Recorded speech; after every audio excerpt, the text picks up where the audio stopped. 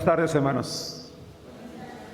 Saludo a todos los hermanos que están también en la transmisión.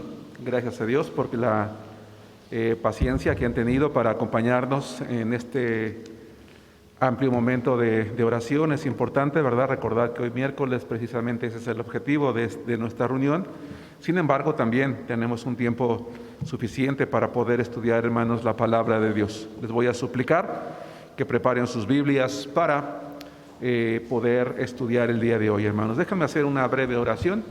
Padre Santo, oramos a ti en el nombre de Jesucristo para que tu palabra, Señor, alumbre nuestros corazones y que, Señor, a través de ella tu Santo Espíritu nos guíe en el camino de la obediencia. En el nombre de Cristo Jesús. Amén. Amén. Muy bien, hermanos. Estamos estudiando una serie que se llama La personalidad del discípulo. Una serie que personalmente me ha hecho pensar, me ha hecho reflexionar pues una y otra vez en la necesidad que tenemos cada uno de nosotros como hijos de Dios de actuar con absoluta responsabilidad, hermanos, en lo que tiene que ver con la vida cristiana. La semana o la clase anterior predicó un mensaje en el cual aprendíamos que un discípulo renueva su mente. Y comentábamos en aquel entonces, hermanos, que un discípulo que renueva su mente es como una persona que va a podar un árbol y que lo hace con el propósito de quitar todo aquello que ya no se ve bien, que está fuera de proporción, o que a lo mejor se ha secado, y esto con el propósito de que ese árbol pues dé nuevas ramas, nuevos frutos, que crezca, que se expanda.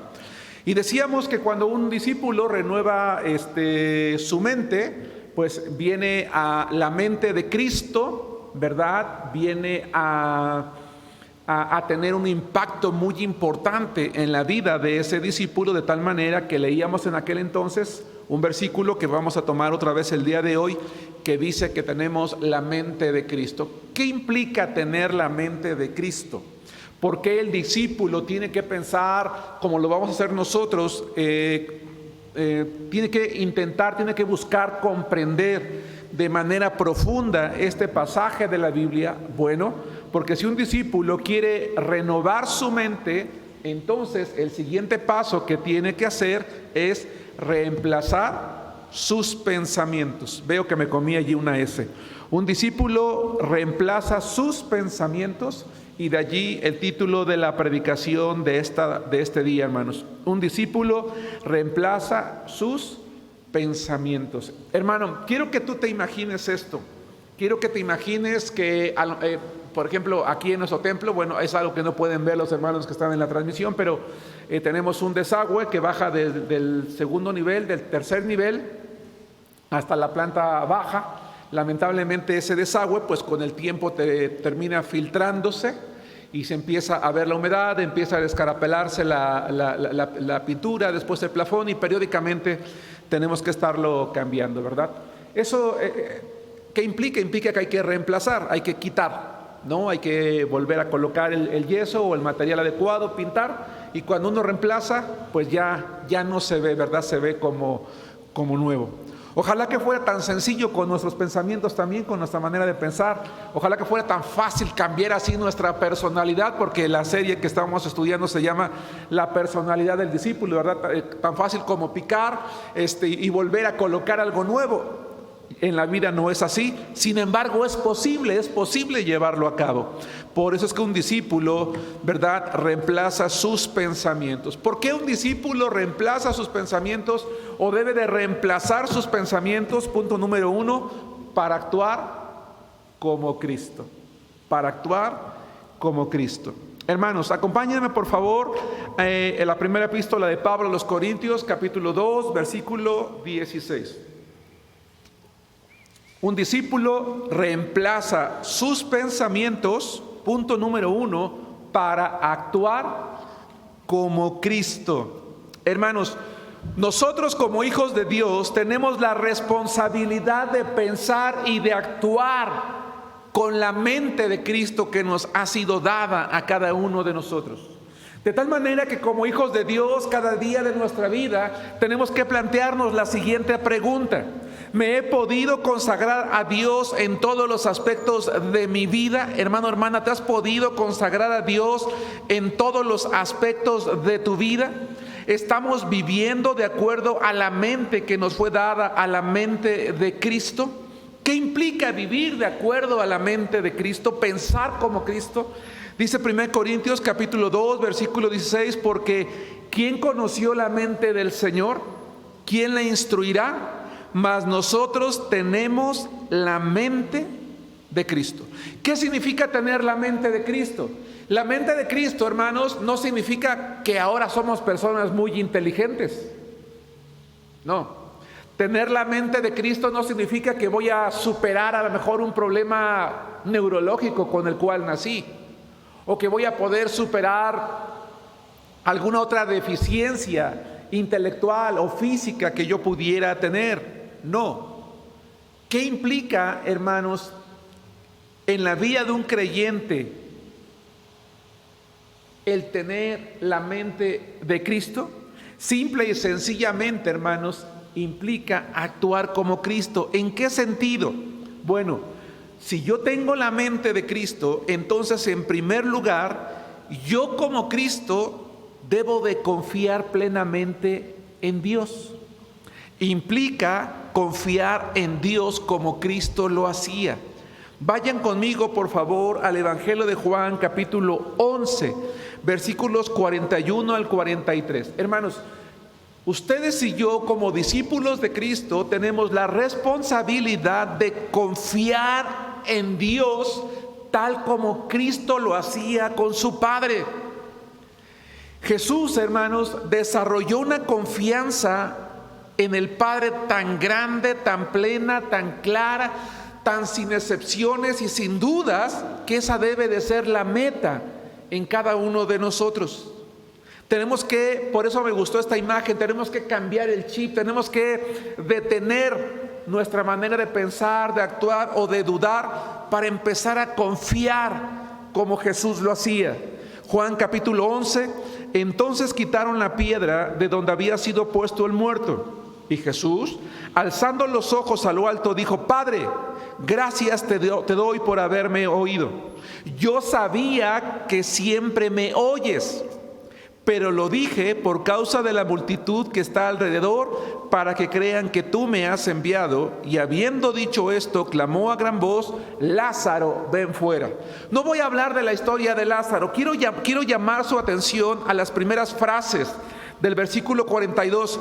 Yo sabía que siempre, ¿qué dice? Me oyes.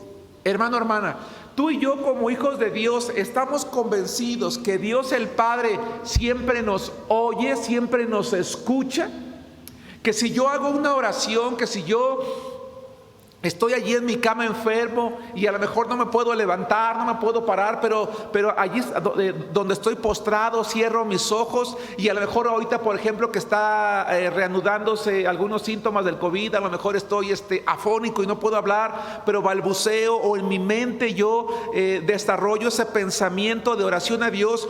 Estoy seguro como Jesús de que el Padre siempre me oye, a pesar de que a lo mejor en lugar de sanarme enfermo más, o a pesar de que pasa el tiempo.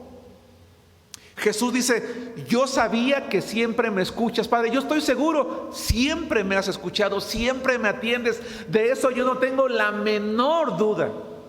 La meta en la vida de un discípulo es que llegue el momento en su vida en el que no tiene la menor duda de Dios, en el que no tiene la menor duda de que Dios escucha la oración.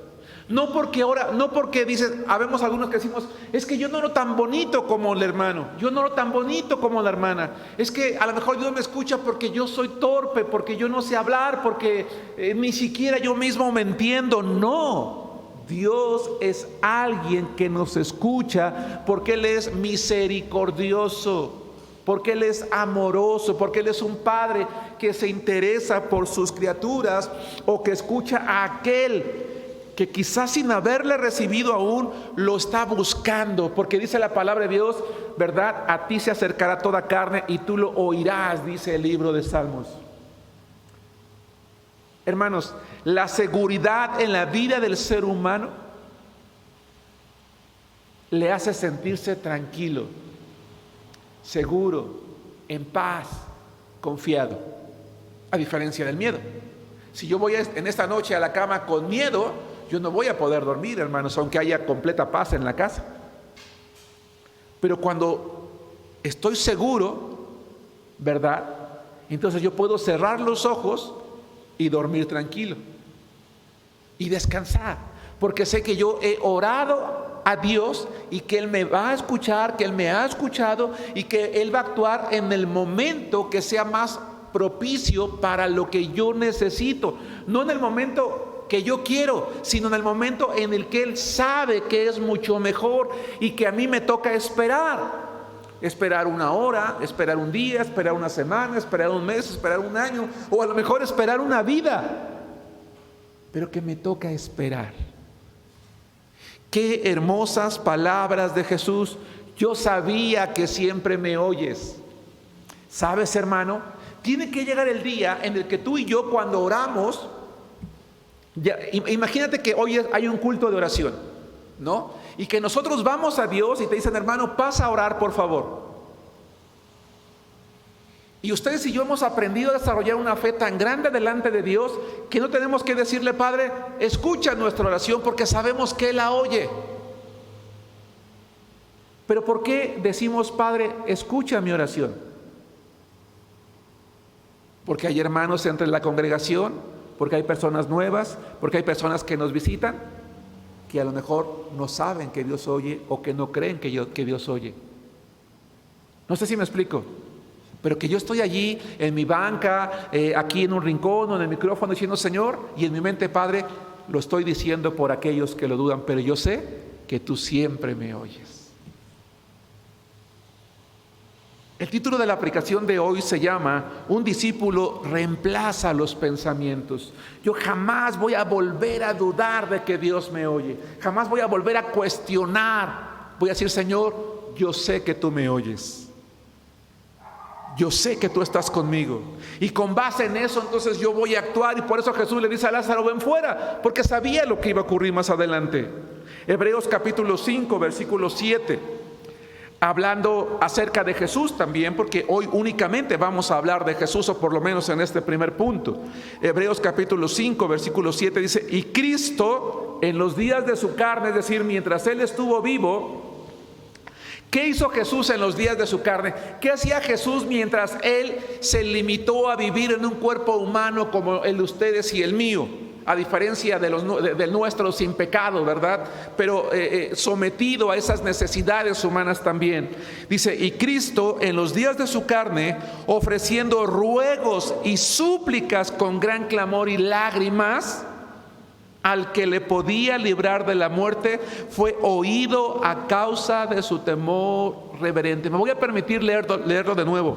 Y Cristo en los días de su carne, ofreciendo ruegos y súplicas con gran clamor y lágrimas.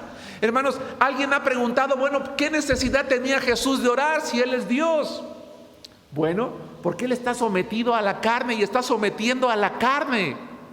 Y nos está enseñando a nosotros que la carne se puede someter a través de la oración, ¿verdad? Pero que es una oración en la que suplica, en la que pones toda tu fe, toda tu confianza, todo tu ser, toda tu alma. Por eso esta serie se llama, hermanos, es una serie, por eso la quise llamar La personalidad del discípulo, porque todo tu ser se está involucrando en esa oración. Y Jesús involucraba todo su ser. Dice, al que le podía librar de la muerte, dice, fue oído, fue escuchado. Pero no fue escuchado porque era Jesús, sino por su temor reverente. Porque un discípulo, una persona que se acerca a Dios, lo debe hacer con temor reverente, es decir, con el deseo de realmente honrar a Dios. Porque Jesús lo que buscó en cada momento de su ministerio fue honrar al Padre. Lo honraba con su oración, lo honraba con su predicación, lo honraba con su presencia entre los hombres, lo honraba con todo. Y el discípulo va a ser escuchado cuando en su corazón hay un temor reverente porque pretende ser como Jesús. Entonces, un discípulo reemplaza sus pensamientos para actuar como Cristo. Actuar como Cristo implica confiar en Dios como Cristo. 2, implica perdonar como Cristo. Mateo capítulo 6, versículo 12 y Lucas capítulo 23, versículo 34. Implica perdonar como Cristo. Mateo capítulo 6, versículo 12, la oración modelo en la que Jesús va a enseñar a sus discípulos a orar, cuáles son los elementos necesarios en una oración adecuada, en una oración agradable delante del Padre. Y entonces Él está enseñándole a los discípulos y les está diciendo lo siguiente. Dice así: y perdónanos nuestras deudas, como también nosotros perdonamos a nuestros deudores. Qué fácil es decir perdona, hermanos, ¿no? Qué fácil es decir perdona, porque tú podrías decir, hermano, a ti no te han hecho lo que me han hecho a mí, por eso para ti es muy fácil pararte al frente y decir, pues perdona, claro, qué fácil, ¿no? Pero si yo te platicara lo que he vivido, si yo te platicara lo que me han hecho, si yo te platicara lo que he sufrido, si yo te contara las humillaciones, ¿verdad?, que he pasado, tú no me volverías a decir que perdone. Bueno, vamos a ver Lucas capítulo 23, versículo 34. ¿Cuál es tu meta, hermano? ¿Tu meta es ser como yo? Entonces estás equivocado. Nuestra meta es ser como Cristo. Y si nuestra meta es ser como Cristo, puesto que tenemos la mente de Cristo, tengo que aprender a ser como Cristo. Y Cristo me instruyó, nos instruyó a orar al Padre con el compromiso, a orar al Padre pidiéndole perdón por nuestros pecados, con el compromiso de que nosotros también hemos perdonado a otros. El compromiso. Y entonces Lucas capítulo 23 versículo 34, que podría predicar un solo mensaje de este verso, no lo voy a hacer, dice: y Jesús decía, Padre, perdónalos. Hermano, no quiero ser arrogante con lo que te voy a decir, pero lo que tú y yo hemos sufrido juntos no se equipara a lo que Jesús estaba sufriendo en ese momento. Y lo que Él está diciendo en ese momento al Padre es: Padre, perdónalos, porque no saben lo que hacen. Eso es tener la mente de Cristo. Tener la mente de Cristo no es llevar cuentas, no recordar lo que me hicieron cada que tengo la oportunidad. Y no se me olvida, como yo lo hago, ¿verdad? Quizás muchas veces cotidianamente, no lo sé. Dices, yo perdono, pero no olvido. Dios perdona, pero yo no. Además, yo no soy Dios. Bueno, definitivamente no somos Dios, pero somos hijos de Dios, aquellos que hemos creído en Él y tenemos la mente de Cristo. Y Él nos ha mandado a reemplazar nuestros pensamientos, hermanos, a cambiar el chip, a un reinicio y a ser como Jesús, a perdonar en el momento precisamente del agravio, en el momento de la humillación, en el momento que ocurre. ¿Para qué? Para que no se acumule. Si yo no perdono en el momento del agravio, entonces por eso traigo tantas cargas acumuladas. Por eso vemos tantos cristianos amargados, porque hemos acumulado una y otra y otra, y cuando podemos lo sacamos, ¿verdad? Y lo evidenciamos. Y únicamente los demás se dan cuenta de todo lo que traemos allí.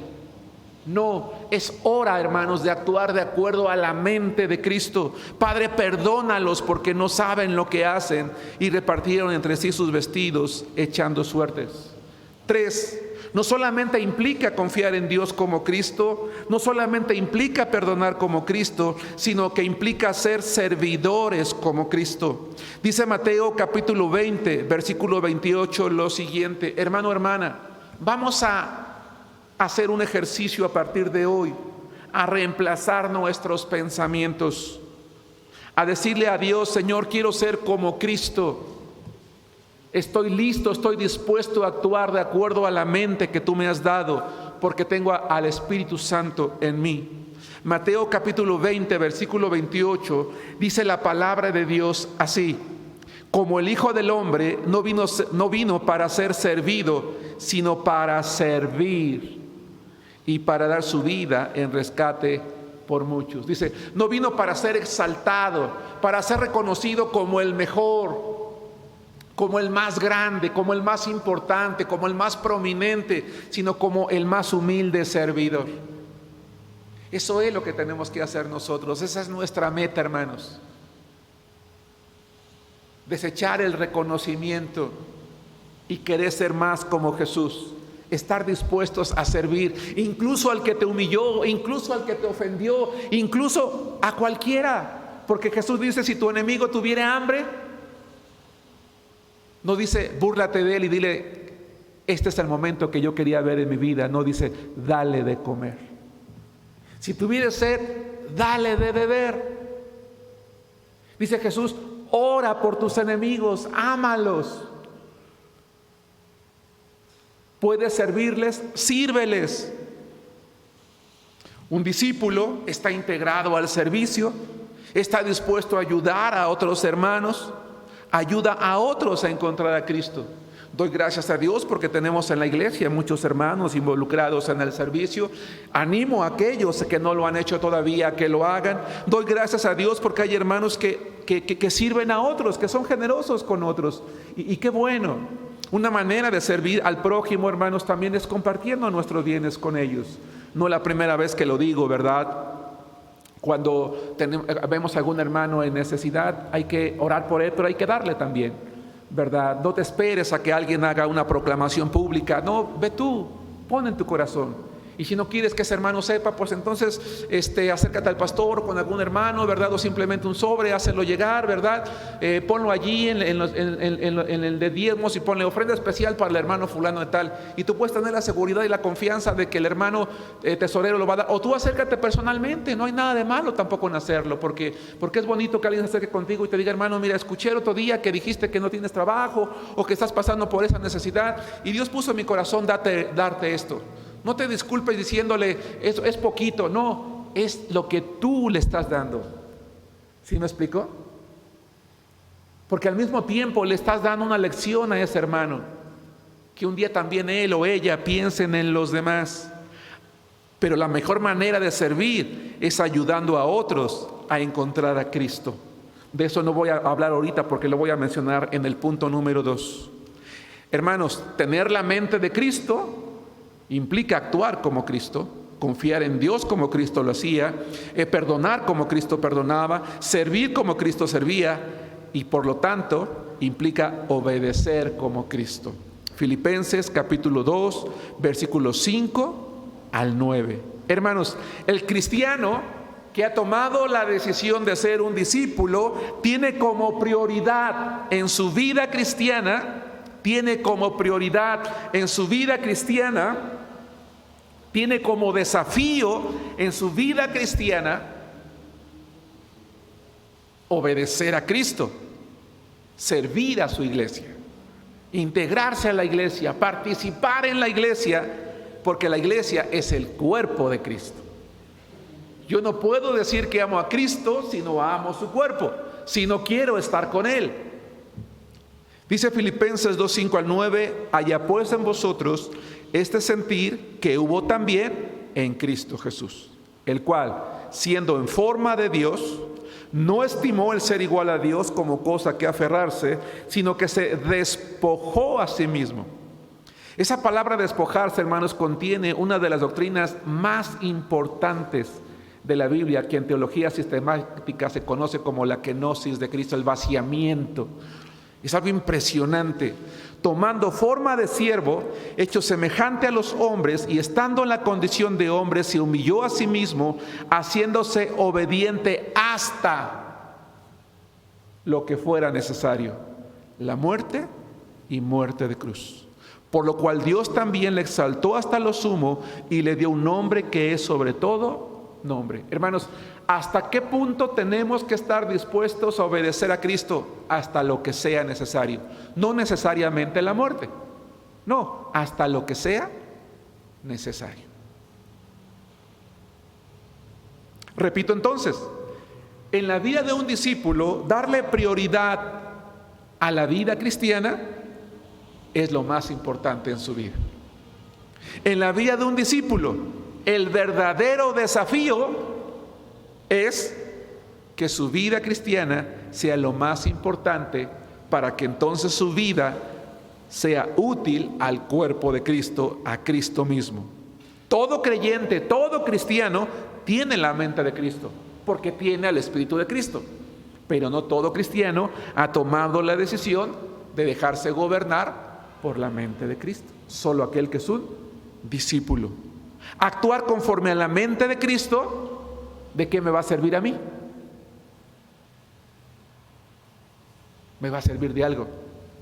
Actuar conforme a la mente de Cristo va a favorecer mi carácter y mi personalidad. No olviden, la serie que estamos estudiando habla de la personalidad del discípulo. ¿Por qué va a favorecer mi carácter? ¿Por qué va a favorecer mi personalidad? Porque si soy un creyente que confía en Dios, no voy a vivir con miedo y con ansiedad y con temor. ¿Estamos de acuerdo?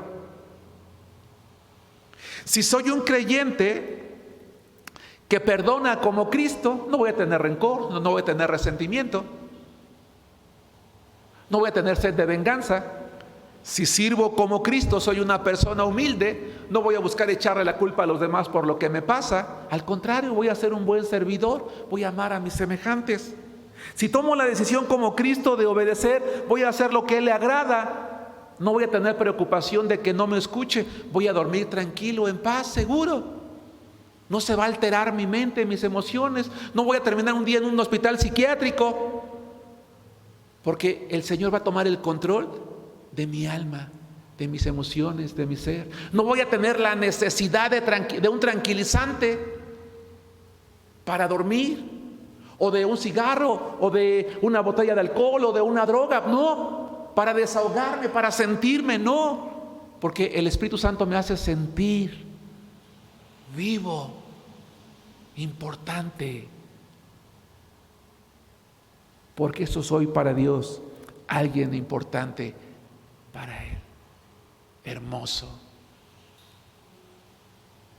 ¿Y cómo es la personalidad, el carácter de una persona que se sabe amada por Dios, importante para Dios, valiosa por Dios, cuidada por Dios? ¿Alterada? Yo creo que no. Tranquila. Qué impresionante pasaje entonces el que estamos estudiando de 1 Corintios 2:16. Tenemos la mente de Cristo y nos fue dada para alcanzar ese nivel máximo. Ojalá que no falten el domingo, hermanos. Voy a predicar un sermón en el que vamos a ver un hombre que alcanzó un nivel máximo de fe, porque fue un discípulo de Cristo. 2, un discípulo reemplaza sus pensamientos, entonces, 2, mediante decisiones inmediatas. ¿Cuándo inicia un cristiano? ¿Cuándo debe de iniciar un cristiano a reemplazar sus pensamientos, a actuar de acuerdo a la mente de Cristo? De manera inmediata, desde el primer momento que se acerca a Dios. Pero como a lo mejor yo no lo hice, ¿cuándo puedo empezar? Hoy mismo. Hoy mismo. Hermanos, el cristiano que no ha tomado la decisión de ser discípulo y que no está viviendo conforme a la mente de Cristo, debe de tomar una decisión. No de lamentarse y decir todo el tiempo que he desperdiciado, no decir a partir de hoy yo voy a actuar de acuerdo a la mente que me fue dada por Cristo. En la Biblia, ¿qué hacía una persona que había entendido, qué hacía un discípulo que había entendido clara y completamente que era necesario seguir a Cristo? ¿Qué hacía? ¿Qué se preguntaba? ¿Qué planteamiento venía a su mente? Me llamó la atención encontrar lo siguiente en la Biblia, hermanos. Hechos capítulo 2, versículos 36 al 38. Hechos capítulo 2, versículos 36 al 38. La personalidad de cualquier ser humano es impactada desde el primer momento en el que es expuesto a la luz del Evangelio y lo entiende. Por eso esta serie se llama La personalidad del discípulo.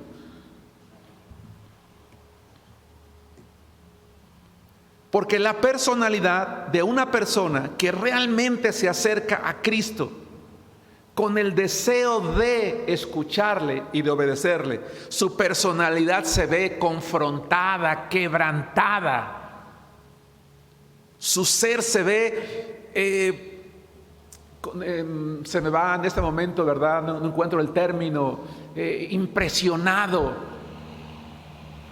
Hechos 2, 36 al 38. Sepa pues, está predicando Pedro, ciertísimamente toda la casa de Israel, que a este Jesús, a quien vosotros crucificasteis, Dios le ha hecho Señor y Cristo. Ahora, quiero que entendamos, hermanos, o recordemos que para llegar a lo que voy a leer en el versículo 37, Pedro viene de un largo sermón. Yo no lo voy a leer por tiempo, léelo tú en tu casa, pero Pedro ha venido a predicar un sermón hermoso, precioso, bien estructurado, hermanos, homiléticamente hablando. Hermanos, el sermón que Pedro predicó en el Pentecostés fue un sermón de sermones y llegó al corazón de las multitudes. Y dice el versículo 37, al oír esto, se compungieron de corazón. Hermano, ¿qué significa la palabra compungirse o a qué te suena?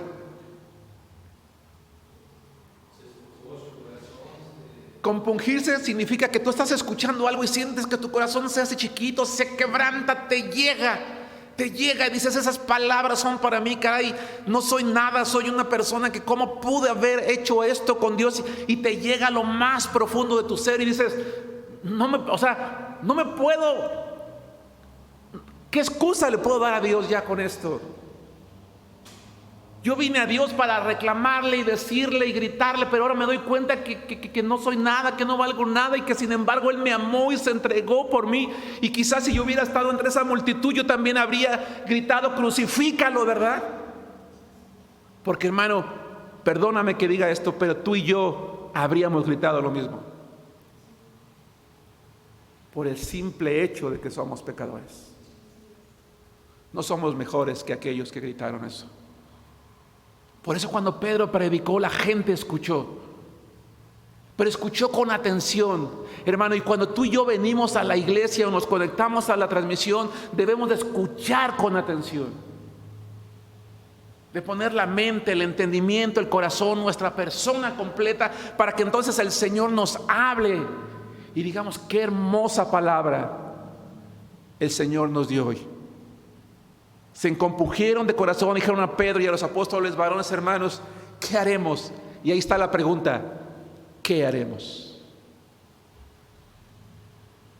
Porque cuando vamos a Dios con la actitud correcta, lo único que se pregunta es, ¿qué haremos?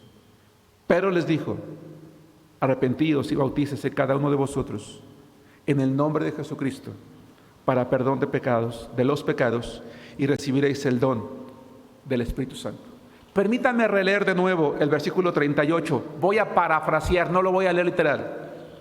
Pero les dijo, reconozcan sus pecados, pídanle perdón a Dios y arrepiéntanse. Y ya que se hayan arrepentido, bautícese cada uno de ustedes en el nombre de Jesús, puesto que ya han sido perdonados, y entonces recibirán la mente de Cristo. Entonces empezarán a pensar de manera distinta, diferente.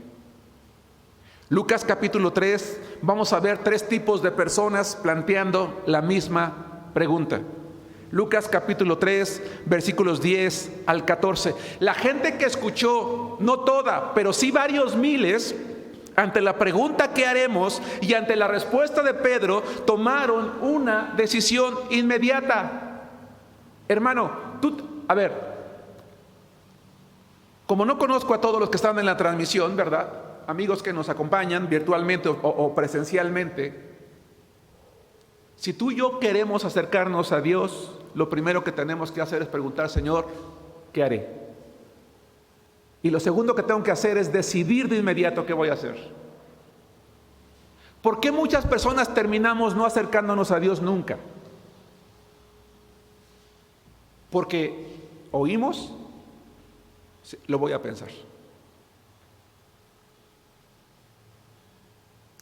Y nos ahogamos en nuestros razonamientos. Yo conozco gente que ha escuchado el Evangelio, hermanos, tantas veces que ya sabe lo que le voy a decir. Se sabe de memoria los pasajes. Ah, sí, y me comentaste. Ah, sí, que tengo que... Sí. Pero ¿por qué entonces no han tomado una decisión? Porque no fue inmediata. Y yo te invito a que tú y yo hoy tomemos la decisión inmediata. No tengo a Cristo, hoy voy a tener a Cristo, hoy me voy a humillar ante Él, le voy a pedir perdón, le voy a confesar mis pecados, lo voy a invitar a mi corazón para que me dé el regalo de la vida eterna y yo tenga la mente de Cristo. Y si yo digo, yo soy un creyente que lo acepté hace X días, meses o años, y en aquel entonces no tomé la decisión de cambiar mis pensamientos, de ser un discípulo, yo la tomo hoy, en este momento, no al rato, no ahorita. Mientras tú estás escuchando esta predicación, hermano, hermana, tú puedes decir, yo ahorita tomo la decisión de ser un discípulo de Cristo. Ahorita, a partir de hoy. No necesitas postrarte y hacer una oración, no, hazlo allí en tu mente porque Él conoce la mente y el corazón. Y como prueba, cuando Cornelio está escuchando el Evangelio en su casa con su familia, Pedro está predicando. ¿En qué momento Pedro les dijo, levanta su mano, ¿quién quiere aceptar a Cristo? Dijo, los que quieren aceptar a Cristo pasen a la frente para que haga una oración. No, dice que mientras estaba predicando, el Espíritu Santo descendió sobre ellos. ¿Por qué? Porque Dios estaba viendo sus corazones. Hermanos, tomemos hoy la decisión. Pero dice Lucas 3:10 al 14. Y la gente le preguntaba diciendo, entonces, ¿qué dice? ¿Qué haremos? ¿Qué le preguntó la multitud a Pedro? ¿Qué haremos? Y luego dice, y respondiendo les dijo, el que tiene 2 túnicas, dé al que no tiene, y el que tiene que comer, haga lo mismo. Cambie su mente, ¿se dan cuenta? Actúa distinto, actúa diferente. ¿En qué? En tu vida cotidiana, en lo simple, en lo sencillo. Dice el versículo 12, vinieron también unos publicanos, lo peor de lo peor, por lo menos a los ojos judíos en aquel tiempo, para ser bautizados. Y le dijeron, maestro, ¿qué preguntaron? ¿Qué haremos? Él les dijo, no exijas más de lo que está ordenado. Tercer tipo de personas, también le preguntaron unos soldados diciendo, ¿y nosotros qué haremos? Y les dijo, no hagáis extorsión a nadie, ni calumniéis, y contentaos con vuestro salario. ¿Nos damos cuenta, hermanos, que la gente que sinceramente se quería acercar a Dios, a Cristo, solo hacía una pregunta? ¿Qué haremos? ¿Y qué le decía Jesús? Cambia tu manera de pensar, tus acciones. No importa lo que seas, un publicano, un soldado, una persona común, rico, pobre, culto, inculto. Lo que yo quiero que hagas es que obedezcas mi palabra. Vamos a ver un ejemplo. Allí están en Lucas, avancen al capítulo 19, casi estoy por terminar, versículos 5 al 8. Uno de muchos publicanos que escucharon a Jesús, ¿qué hizo? Vamos a ver, ya estás en Lucas, versículo 5 al versículo 8. ¿Realmente la gente tomaba decisiones inmediatas cuando Jesús estaba allí? Claro que sí, hermanos. Vamos a ver el caso de Zaqueo. ¿Te acuerdas de aquel hombre llamado Zaqueo? Dice la palabra de Dios en Lucas capítulo 19, versículos 5 al 8. Cuando Jesús llegó a aquel lugar, Lucas capítulo 19, 5. Cuando Jesús llegó a aquel lugar, mirando hacia arriba, le vio y le dijo, Zaqueo, date prisa, desciende, porque hoy es necesario que pose yo en tu casa. Entonces él descendió a prisa y le recibió gozoso. Al ver esto, todos murmuraban diciendo que había entrado a posar con un hombre pecador. Tú no digas, ¿quién soy yo para acercarme a Dios? Porque Dios te está esperando con los brazos abiertos. No importa quién seas, no importa lo que hayas hecho, no importa la edad que tengas, Dios te está esperando con los brazos abiertos. Entonces Zaqueo, puesto en pie, dijo al Señor, he aquí, Señor, la mitad de mis bienes doy a los pobres, y si en algo he defraudado a alguno, se lo devuelvo por cuadruplicado. Hermanos, ¿qué hizo Zaqueo en ese momento? Tomó una decisión que inmediata. inmediata. ¿Cómo se crece en la vida cristiana, hermanos? Con decisiones inmediatas. Tal vez por eso me he rezagado tanto, porque no he tomado decisiones inmediatas. Todavía lo estoy pensando.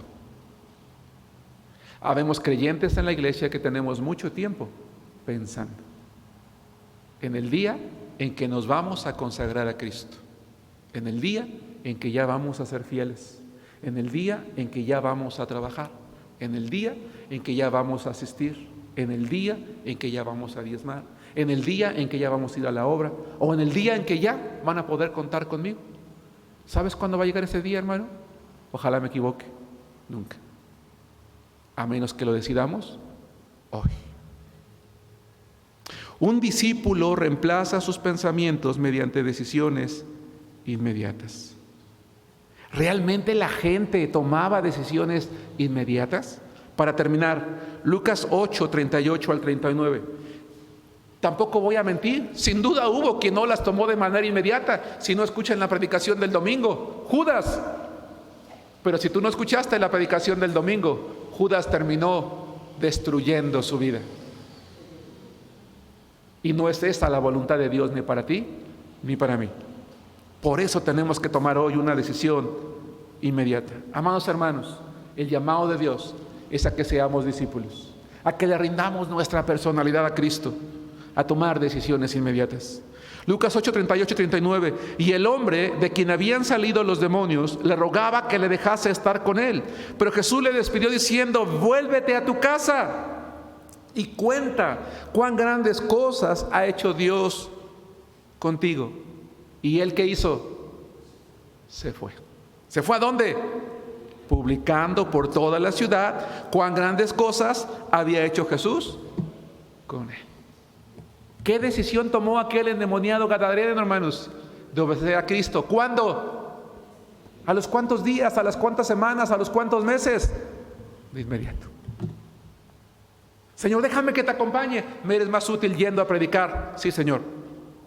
Agarró sus cosas y se fue. Hermanos, a mí me parece que este endemoniado gadareno no pasó a la historia por la cantidad de demonios de las cuales fue librado, sino por la obediencia inmediata a Jesucristo. Porque Jesús nada más lo mandó y le dijo: ve y cuenta a los tuyos. Pero él dijo: no voy a ir nada más con los míos. Fue a todo Decápolis, a todas las ciudades de alrededor, predicando lo mismo. Si tú y yo tomamos hoy la decisión de ser discípulos de Cristo, vayamos a todo lugar para darle testimonio a la gente de quiénes éramos nosotros y quiénes somos ahora. Y cuando te pregunten ¿por qué? Porque entregué mi vida a Cristo. Él me transformó en lo que yo soy hoy. Y si Él lo hizo conmigo, también lo puede hacer contigo. Dios los bendiga, hermanos.